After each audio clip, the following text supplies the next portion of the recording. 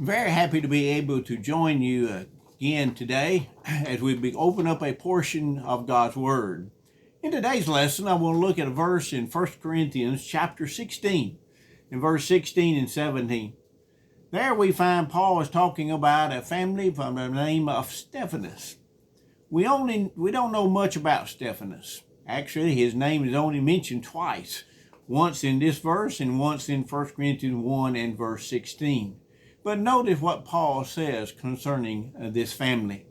He says, I urge you, brethren, you know the household of Stephanas, that is the first fruits of Achaia, and that they have devoted themselves to the ministry of the saints. Notice Paul said they have devoted themselves to the ministry of the saints. The word devoted could also be translated addicted, as it is in some English translations. Now, when we think about the word addiction, we think that's a very bad thing. We think about people being addicted to alcohol or drugs or cigarettes or other things. And we think that's a terrible thing to be addicted to something like that. Some people think an overcommitment to religion is also bad. We use the term religious fanatics to talk about someone who we think is overly committed to the ministry or to religion. But here in this case, it's not bad at all. Actually, Paul is commending them for their devotion. Paul is saying that they were enthusiastically devoted to the ministry of the saints. Now, I think there's some lessons that we can learn today that be useful for us in our lives. Notice Stephanas did not look for an excuse to be involved in the work of the Lord, nor did he expect others to do all the work. You know, many people have all the excuses in the world why they cannot do something for God. They may be too busy. They may not be able to do it. They may have other family obligations, whatever the case may be. But they have all kinds of excuses why they should not or cannot be expected to do something. Stephanas did not have those excuses. He devoted himself to the ministry. And he could not sit by while allowing others to do the work. You know, someone may say, in joking, that work doesn't bother me a bit. I can sit and look at it all day. Well, the kind of humorous that, but should not be true of us, should it? Stephanas certainly could not just sit by and look at work being done or look at others working. It seems the majority of the church can just sit and look at the church or look at the work of the church all day and yet never try to do very much about it. They may sit around complaining how the work should be, or rather the church should be doing this or doing that, but they never seem to get around to actually helping the church do that. The preacher joke is that 10% of the church does 90% of the work. Well, that oftentimes seems not too far from the truth, does it? You see, only a very few people actually do most of the work of the church and for God. Well, Stephanas would have been one of those few people who would have been heavily involved in the work of the Lord. Stephanas was one of the few that was personally baptized by Paul. But they understood that faith without works is dead, as James says in James chapter 2 and verse 20. They also understood about priorities. You know, many people intend to do something. They have great intentions to one day get involved in the work of the Lord. Great intentions that one day I will do this or I will do that. But it seems that that day never comes. You see, other things keep getting in the way. But when a person is addicted or devoted to something, then nothing gets in the way. We think about a drug addict.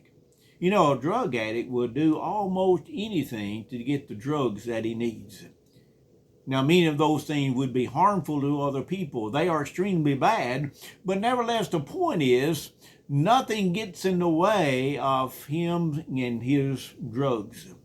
Well, Stephanas was a part of the church in Corinth. That church had many problems.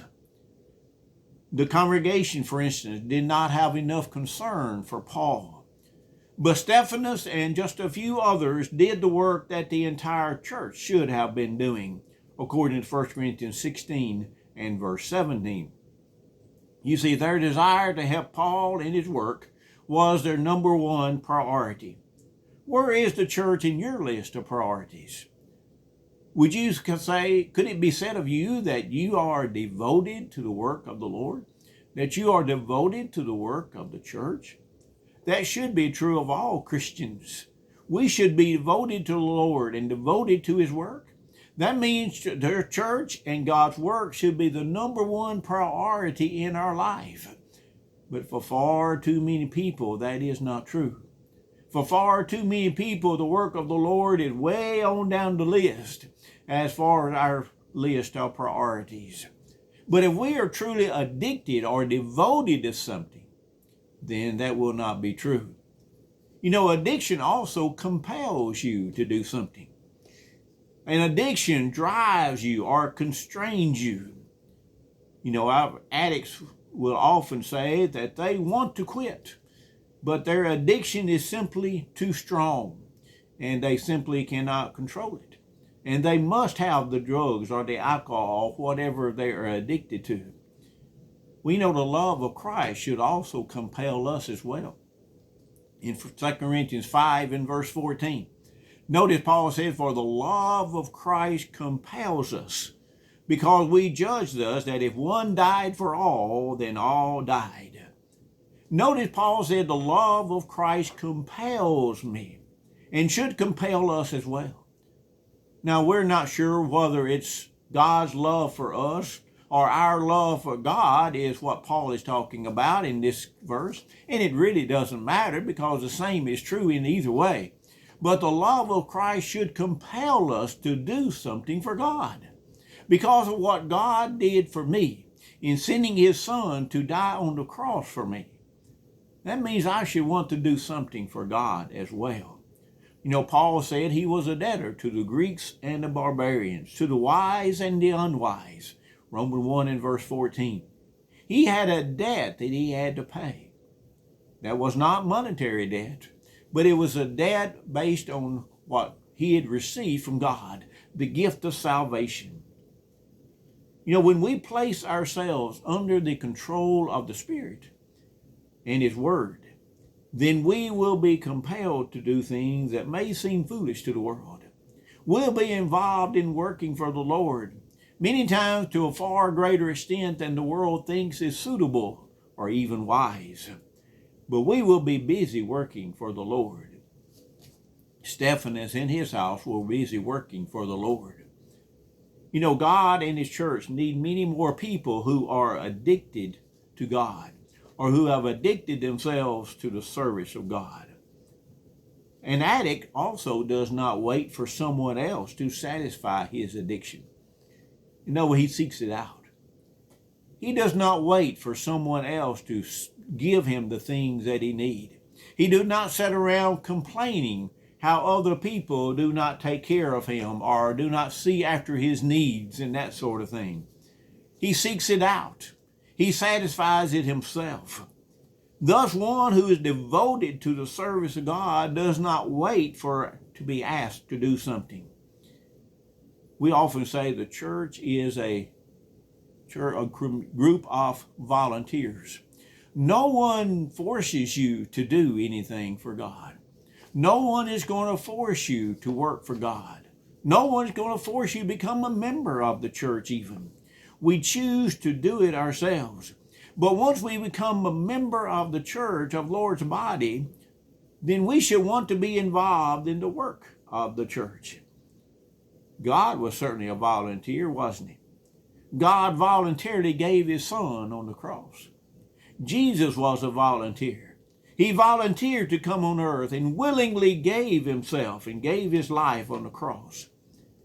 When God needed a messenger in Isaiah chapter 6, Isaiah said, "Here am I, send me." We find that David, the young man David, volunteered to fight Goliath. Goliath was a big giant. David was just a young teenager, little if any experience at all in warfare and fighting. And yet he volunteered to go fight against this trained soldier Goliath. Nehemiah volunteered to go back and rebuild the walls of Jerusalem. All of these people and others as well took it upon themselves to do what they knew was a duty and that they should be involved in.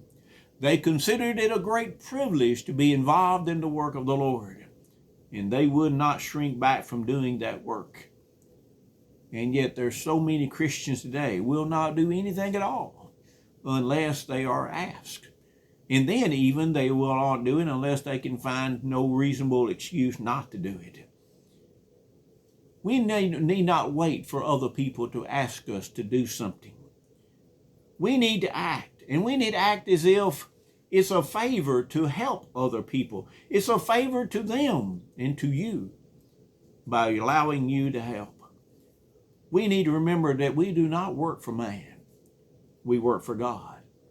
We're working for the Lord, and we're working for the church. We're not working for the preacher. We're not working for the leaders of the church. We're not working for any man. We're working for God, and that's who we should be looking for. The work of the church is for every member. The work of the church is not for them, whoever them might be. It's not for other people. It's for you, and it's for me. There's always work to be done. The unsaved need to be taught. The sick, the bereaved, the aged always need help and encouragement. We must do our duty and not wait for some kind of organized program to begin. Not wait for other people to ask me to do something, but get busy working for the Lord. And we can rest assured that if we're busy working for the Lord, God will reward us. Hebrews chapter 6 and verse 10 says, "For God is not unjust to forget your work and labor of love which you have shown or ministered to the saints and do minister." Notice God is not unjust to forget your work and labor of love. God will not forget. We can rest assured, even though our work may seem little, it may seem small and insignificant as far as we're concerned. If it's done for God and done all the best you can and done all you can do, then God will reward you. Do not worry about how much we're doing necessarily. Just make sure we're working for the Lord. Make sure we're doing our duty. In World War I, there was a great American hero by the name of Alvin York. And he was once asked why he did the deeds of bravery that he did. And he simply made this very simple statement: "I seen my duty and did it." Now notice that. He simply saw his duty and he did his duty. You know, that should be true of every Christian. Alvin York was not seeking glory and commendation, praise and honor. He was simply seeking to do his duty. We as Christians need to be doing that too. We have a great work for the Lord to be doing, and we should be busy doing it, not to receive honor and praise and compliments of man, but simply because it's our duty. We are servants of God. God has a work that all of us need to be involved doing, and we should want to simply do our duty. Are you devoted to the work of the Lord? I hope that you are devoted to the work of the Lord. But if you're not, then there's no better time than today to do that. To begin even today to devote yourself to the ministry of the saints. Thank you for today.